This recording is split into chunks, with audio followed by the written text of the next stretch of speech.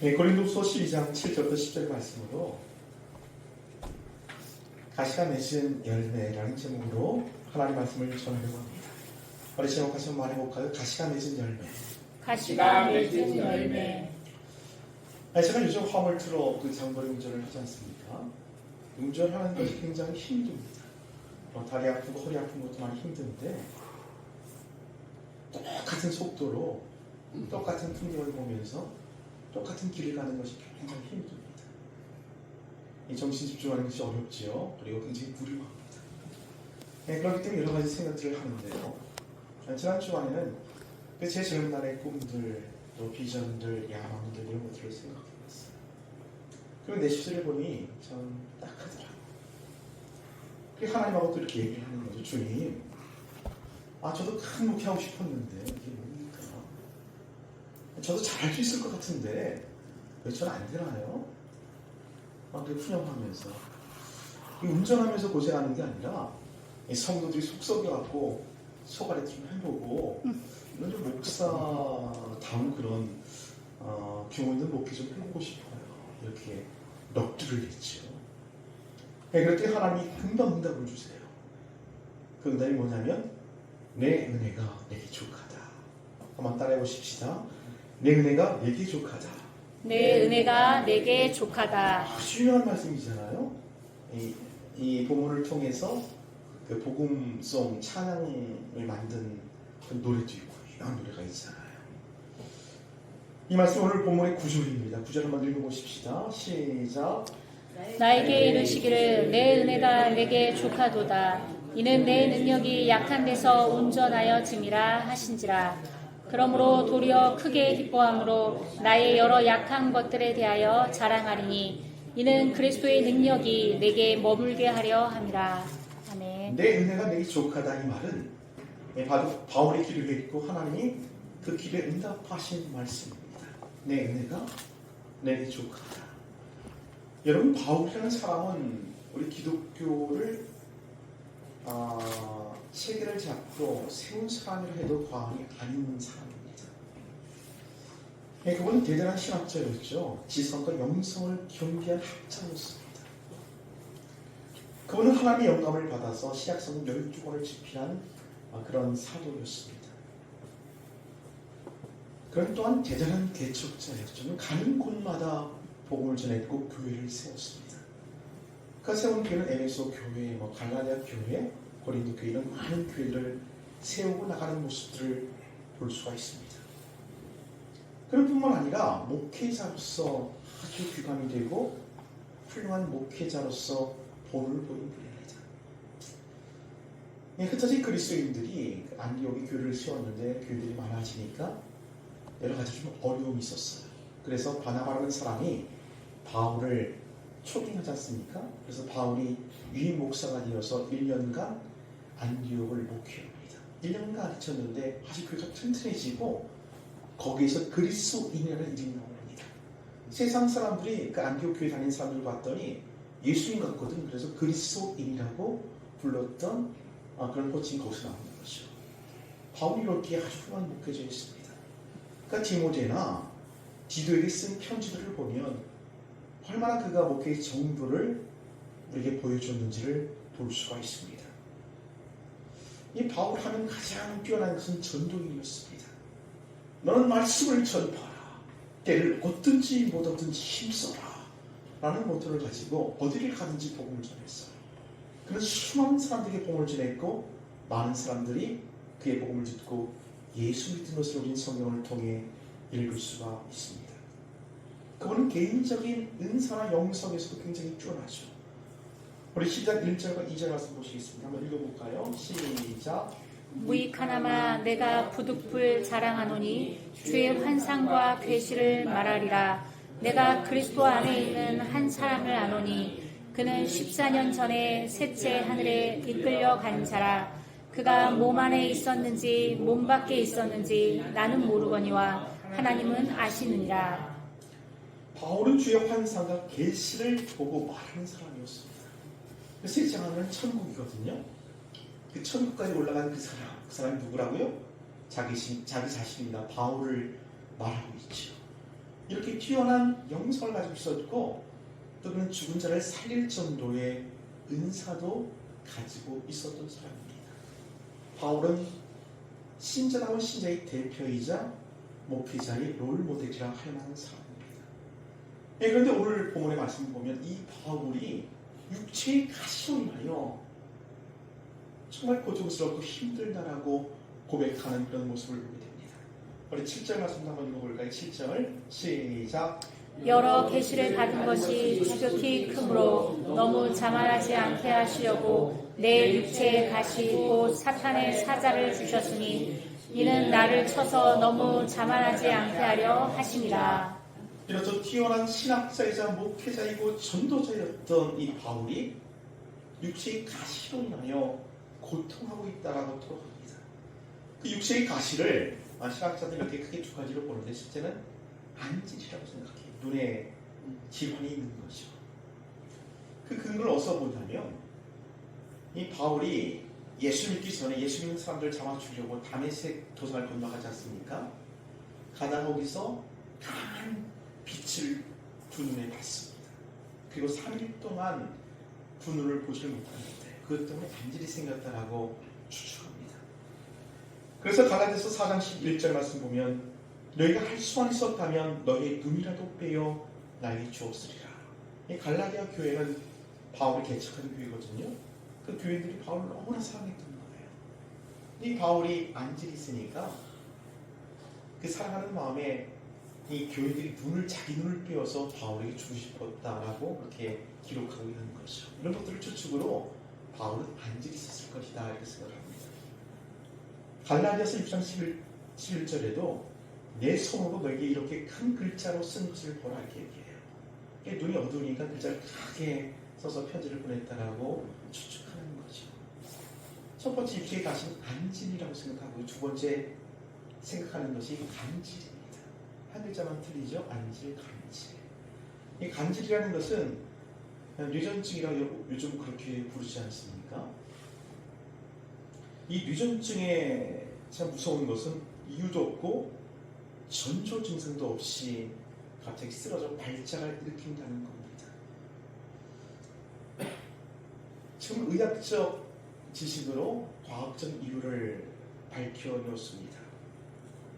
그것은 뇌뇌피질이 이상적으로 활동하는 까닭에 흥분되어서 갑자기 발작을 하는 거라고 생각했는데 고대 사회에는 그것은 영적인 일, 사단의 역사라고 생각했던 것입니다. 그래서 오늘 본문에도 뭐라고 그래요? 7절에 사단의 사자다 이렇게 얘기합니다. 갈라디아서 4장 14절 말씀 보면 너희를 시험하는 것이 내 육체에 있으니 이 시험한다는 것을 통해서 추측하는 거죠.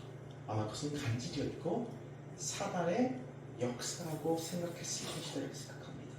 한번 상상을 해보십시오. 설교를 하다가 갑자기 막 쓰러져 발작을 일으킨다면 그 교인들이 얼마나 놀랐을까요?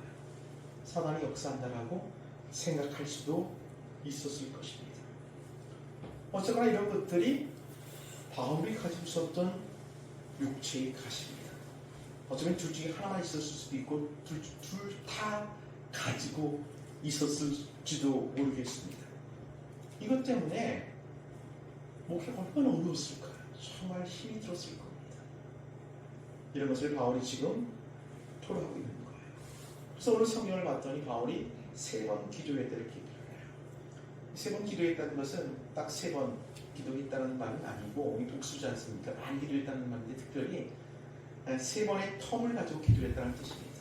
한 번의 텀, 기도의 그런 시간들을 말합니다. 작전 기도, 금식 기도를 하지 않습니까? 그렇게 3번의 텀을 두고 그 기간 동안 기도했다는 뜻인데 두 번째까지는 응답이 없었어요. 3번째 텀을 가지고 기도할 때 하나님 응답을 주시는데 뭐라고 그래요? 내 은혜가 내게 족하다. 다시 한번 따라해 보십시다. 내 은혜가 내게 족하다. 내 은혜가 내게 족하다. 여러분들도 하나님 주신 많은 은혜들을 받았을 것이라고 생각합니다.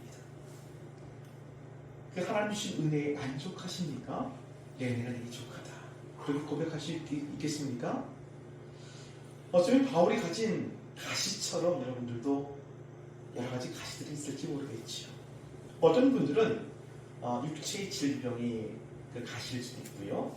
경제적인 어려움이 가실 수도 있습니다. 또 어떤 분들은 정서적이나 혹은 관계의 상처가 가시로 마음을 찌를 수도 있겠지요. 그것 때문에 기도했지요. 하나님 응답 받으셨습니까? 하나님의 응답으로 내가 원하는 어떤 해결을 보았다는 건 축하할 일입니다. 그러나 응답이 없이 여전히 그 가시가 내게 있다면 어쩌면 바울이 받았던 그 응답이 나의 응답일 수 있다는 거죠. 그 응답이 뭐라고요? 내 은혜가 내게 족하다. 그렇다면 이 시점에서 정색하고 한번 여러분에게 물어볼게요. 여러분이 가진 그 가식이 어떤 것이든 그게 하나님이 주신 은혜라고 생각이 되어지십니까? 한번 솔직하게 물어보십시오. 하나님 가시되면 정말 죽겠어. 정말 못 살겠어. 그러고 참아내며 살고 계십니까? 아니면 이 가시마저도 하나님이 내게 주신 은혜라고 생각하십니까? 옆 사람한테 한번 물어보시겠습니까? 당신이 가시는 무엇입니까? 그리고 또 두 번째 물어야죠. 이 가시가 하나님 주신 은혜라고 믿습니까? 한번 물어보세요. 오늘 본문에서 이 바울은 이 사실을 받아들입니다. 내 육체의 가시는 하나님께서 내게 주신 은혜의 선물이구나. 그는 그렇게 생각하고 있는 것이죠. 그래서 9절 말씀 보면 도리어 기뻐한다고 얘기를 합니다. 그러므로 도리어 크게 기뻐하며 이렇게 얘기해요. 인정하는 것뿐만 아니라 한 걸음 더 나가 그 가시를 인하여 기뻐한다 이렇게 얘기하고 있는 겁니다. 왜 그러냐면 바울이 깨달은 바가 있기 때문에 그래요. 그 깨달은 것은 뭐냐면 그 가시에서 열매가 맺히는구나 라는 사실을 바울이 깨달았기 때문에 그런 기뻐할 수 있는 것입니다. 여러분, 그렇다면 바울이 깨달은 바 가시가 맺는 그 열매는 과연 무엇일까요? 첫째는 겸손입니다. 뭐라고요? 겸손이라는 열매가 가시에서 맺히는 열매입니다. 우리 7절 다시 한번 읽습니다. 7절 시작. 여러 계시를 받은 것이 지극히 크므로 너무 자만하지 않게 하시려고 내 육체에 다시 곧 사탄의 사자를 주셨으니 이는 나를 쳐서 너무 자만하지 않게 하려 하시니라. 내 육체의 가시가 무엇 때문에 왔다고요? 너무 자만하지 않게 하시려고. 거꾸로 말하면 겸손이죠. 가시가 맺는 첫 번째 열매는 겸손인 것입니다. 우리 옛말에 이런 말 있지 않습니까? 오냐오냐 하면 그 손주가 나중에 할아버지의 수염을 뽑는다는 말이 있어요. 그럼 교만이라는 것은 내가 경계하지 않으면 어느 순간 내 마음 중심이 또한이를 들고 있습니다. 그 뱀이 또한이를 들고 다 자기 둥지 있는 것처럼 우리 마음에 이 교만이라는 뱀이 또한이를 들고 앉아있는 것을 보게 됩니다. 누가 가르쳐주지 않아도 이 교만이라는 것은 저절로 뒤집니다. 내가 교만히 해야지 라고 맘먹지 않아도 그냥 그렇게 그 교만의 길로 달려가는 것이 우리 사람인 것을 여러분 기억하시기 바랍니다. 왜냐하면 이 교만은 첫 사람이 지은 범죄의 원천이기 때문에 그래요. 그래서 이 신학자들이 교만을 죄의 원형이다라고 말하고 있는 겁니다. 창세기 3장을 보면 하와가 동상 중앙에 거들고 있는 하와를 유혹하는 장면이 나오죠. 하와야, 하나님이 이 동산에 있는 모든 나무의 실과를 따먹지 말라 하더냐 이렇게 물어요. 그때 하와가 이렇게 대답합니다. 아니, 이 동산에 있는 중앙에 있는 그 나무의 실과만은 만지지도 말고 따먹지 말라고 하셨어. 따먹는 날에는 반드시 죽을 거라고 하셨어. 그 말을 들었던 뱀이 그 사단이 이렇게 다시 얘기하죠. 아니야, 그것은 거짓말이야. 그 열매를 따먹으면 너희 눈이 밝아져서 내가 하나님처럼 될 거야 라고 유혹합니다. 그 뱀의 말을 들었던 하와의 심리가 어떻게 반응했을까? 하나님하고 자기를 비교하는 겁니다. 하나님은 저렇게 천지전능하신데, 하나님은 모든 것을 알고 계신데 난 이게 뭐야? 나는 모르는 게 너무 많아. 나도 하나님이 되고 싶어. 그리고 그 나무의 열매를 따먹고 하나님이 되려고 시도하는 것이죠. 그 마음을 교만 이렇게 얘기하는 겁니다. 그것이 죄의 원형인 것이죠. 사랑하는 여러분, 하나님이 왜 선악과를 주셨을까요? 이 선악과는 인간에게 주신 한계선이고 경계선입니다. 하나님이 사람에게 딱 선을 그어놓은 것입니다. 선을 그어놓고 이것 넘으면 안 돼 라고 말씀하시는 것이 선악과입니다. 그 선악과의 선 앞에 서 있는 그 사람은 두 가지를 분별하죠. 첫째, 선 안에 있는 자기 자신을 보게 됩니다. 누구죠? 피조물. 자기를 성찰하게 됩니다. 선 밖에 있는 하나님을 보게 됩니다. 그분은 창조주이시고 그분은 하나님이십니다. 그래서 선 안에 있는 사람은 그 창조주를 경외하고 신앙하는 것, 이것이 선악과를 주신 하나님의 의도인 것이죠. 우리가 가진 가시는 하나님께서 우리 영혼에 그어놓은 선입니다. 그 선을 딱 그어놓으셨어요. 그 선 안에 있는 너를 보라는 것입니다. 그 가시 안에 있는, 그 가시 선 안에 있는 나는 어떤 존재입니까? 나는 하나님을 의지할 수밖에 없는 존재라는 사실을 보게 되는 것이죠. 그것을 다른 말로 뭐라고 부른다고요? 두 글자로? 이게 겸손입니다. 겸손은 여기에서 시작되는 것입니다. 그 겸손이 하나님의 은혜라면 그 겸손을 열매 맺은 그 가시도 하나님의 은혜인 줄을 기억하시기를 바랍니다. 우리 가정에 가시가 있다면 그 경제적인 어려움인 것 같아요. 저는 결혼하고 지금까지 한 번도 부하게 살아본 적이 없습니다. 그 어렵게 살았는데 제 아내가 얼마나 힘이 들었겠습니까? 신랑 하나 믿고 싶었는데 맨 어려우니 불평과 불만 이런 것들이 굉장히 마음속에 있겠지. 또 한동안 그래도 괜찮았는데 요즘은 참 많이 어렵습니다. 그랬더니 집사람이 걱정과 근심 속에 막 불평이 쌓였던 것 같아요. 그래서 지난주에 출근을 하면서 하나님께 또 그렇게 마음속에 넋두겠다는 것이죠. 하나님 나한테 돈 좀 주세요. 하나님 왜 나한테 돈 안 주시는 거예요? 마치 막내딸이 제 아빠한테 뭐 사달라고 조르는 것처럼 넋두리는 거예요. 그랬더니 하나님 금방 마음을 주시더래요. 말씀을 주시는데 내 딸아 그것이 내게 복이니라 그러더라는 거죠. 그 말씀이 확 와닿았는데 마음 한 번에 확 무너지더래요. 이렇게 어렵게 사는 것, 그래서 하나님 의지하는 것, 하나님께 떼쓰고 때를 조르는 것, 이것이 내게 복이구나. 그 사실이 확 마음에 와닿으면서 하나님 주신 복들이 막 생각나는 거죠. 내게 저는 좋은 남편을 주시다. 내게 주신 자녀들을 시고고 교회, 교인 이런 것들이 너무 고맙고 감사하게 이렇게 느낄 수 있다는 간증을 지난주에 제게 이렇게 해주었어요. 사랑하는 여러분 기억하십시오. 내게 있는 가시가 하나님께 주신 은혜라면 그것이 복입니다. 때가 되면 결국에 겸손의 열매를 맺게 될 줄로 믿으시길 바랍니다. 하나님이 첫 번째 가시를 통해 주신 열매가 뭐라고요?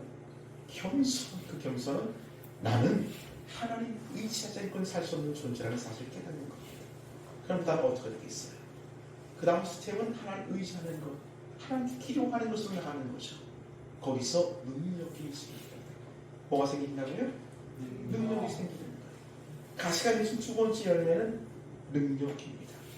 우리 말씀 한번 읽겠습니다. 9절입니다. 9절 시작. 너에게 이르시기를 내 은혜가 내게 족하도다. 이는 내 능력이 약한 데서 온전하여 짐이라 하신지라. 그러므로 도리어 크게 기뻐함으로 나의 여러 약한 것들에 대하여 자랑하리니 이는 그리스도의 능력이 내게 머물게 하려 함이라.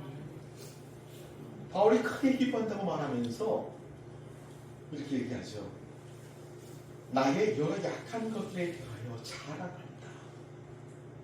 그 육체의 가시뿐만 아니라 그 밖에 많은 약한 것들이 바울에게 있었다라고 고백합니다. 그것을 인정하고 그것을 기뻐하고 더 나아가 그것을 자랑한다까지 나가요. 그럼 바울이 가지고 있었던 그 여러 약한 것들이 뭘까요? 10절 읽겠습니다. 10절 시작. 그러므로 내가 그리스도를 위하여 약한 것들과 능욕과 궁핍과 박해와 공고를 기뻐하노니 이는 내가 약한 그때에 당함이라. 능력, 궁핍, 박해, 공고 이런 모든 것들이 다 가시로서 바울을 찌고 있지만 도리어 그것 때문에 하나님의 능력이 머문다라고 성경이 얘기해요. 그것 때문에 기도하고 그로 인하여 하나님의 능력이 바울에게 머물고 있는 거죠. 이런 역설, 이것이 신앙의 신비입니다. 이것은 예수를 믿어보지 않은 사람은 알 수 없는 신비죠. 정말 죽겠는데 거기에 은혜가 있어요. 정말 약한데 거기 능력이 있습니다. 하나님께서 가시를 그렇게 사용하고 계시는 줄로 믿으시기 바랍니다. 바닷속에 조개 두 마리가 친구인데 친구들이 얘기를 하는 거예요. 한 친구 이렇게 얘기합니다. 야, 친구 조개야, 내 말 좀 들어봐. 내 속에 뭐가 들어왔는데 난 그것 때문에 너무 힘들어. 내 살을 막 파고들고 날 찌르는데 정말 죽을 것 같아. 너무 고통스러워. 이렇게 자기 얘기를 했어요. 다른 친구가 얘기를 듣더니 불쌍하다는 듯이 뭐 좀 약간 의기양양한 그런 말투로 이렇게 얘기를 해요. 야, 너 너무 아프겠다. 너무 안 됐다. 근데 나는 아픈 데가 하나도 없어. 하나님 나를 너무 슬퍼하시나 봐. 그러니 그 아픈 조개가 얼마나 속이 상했겠어요. 속상하게 들고 있는데 그 꽃게가 지나가다가 얘기를 들은 거예요. 그랬더니 꽃게가 이렇게 한마디 하고 지나갑니다. 야, 아픈 조개야. 네 속의 그 아픔은 네 속에서 지금 보물을 만들고 있는 것 같다 하고 지나갔어요. 그 보물이 뭔지 알죠? 그 진주라는 말이에요. 그 진주조개는 진주조개뿐만 아니라 조개는 다 마찬가지입니다. 굉장히 단순한 부족들이 있어요. 입수부가 있고 소화부가 있고 입출부가 있는 거예요. 그러니까 그 물과 함께 양분을 입으로 빨아들이고 소화기에 해서 그걸 소화합니다. 그리고 항문을 통해서 배출하는 것 아주 간단한 구조로 손과 발이 없잖아요. 그냥 그렇게 물과 함께 양분을 흡수하면서 살아가는 생물이 조개인데요. 때로는 그 물과 함께 양분과 함께 모래에 얇은 게 그것이 들어오는데 대부분 빠져나가는데 그것이 살에 딱 박히는 수가 있대요. 살에 박히면 살을 파고듭니다. 그럼 이 조개가 아프잖아요. 아프고 힘드니까 그 진주액이라는 자기 분비물을 막 거기 미끌미끌한 투명한 분비물을 자꾸 거기다 쏘는 거예요. 그 모래를 감싸가지고 결국은 정말 고귀한 조개가 만들어지는 것이죠. 이 조개의 진주는 그 고통의 인고의 선이 만들어낸 가시에 맺힌 열매, 인줄로 우리는 그렇게 볼 수가 있는 것입니다. 사랑하는 여러분, 저와 여러분 모두에게 가시가 있을 거예요. 근데 아프죠. 얼마나 고통스럽겠어요. 그러나 때가 되면 그 가시의 열매가 있습니다. 오늘 두 가지 배우는 게 뭐라고요? 첫째, 겸손. 두 번째, 능력. 그것을 기억하십시오. 그리고 바울처럼 그것을 인정하시고 기뻐하시고 도리어 자랑할 수 있는 저 여러분 되어지기를 주 예수의 이름으로 축원드리겠습니다. 아멘. 우리가